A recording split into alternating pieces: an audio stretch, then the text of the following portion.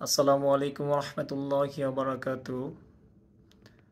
প্রিয় দেশবাসী, সকলের প্রতি কৃতজ্ঞতা জ্ঞাপন করছি এবং যাদের এই আত্মত্যাগের বিনিময়ে আজকে আমাদের এই বিজয়, তাদের প্রত্যেকের প্রতি কৃতজ্ঞতা জ্ঞাপন করছি।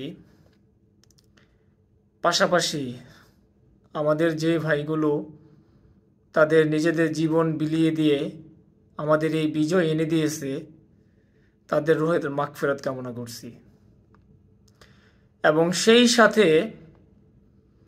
বাংলাদেশের যতগুলো মসজিদ আছে, আগামী জুমার পরে সকল মসজিদে একযোগে সকল শহীদদের প্রতি, সকল শহীদদের মাগফিরাতের যেন দোয়া করা হয়। মাগফিরাতের জন্য আল্লাহ তাআলা তাদেরকে জান্নাত দান করেন, এই জন্য যেন একযোগে দোয়া করা হয়, সেই অনুরোধ সবার কাছে রাখছি এবং সেই আশা ব্যক্ত করছি।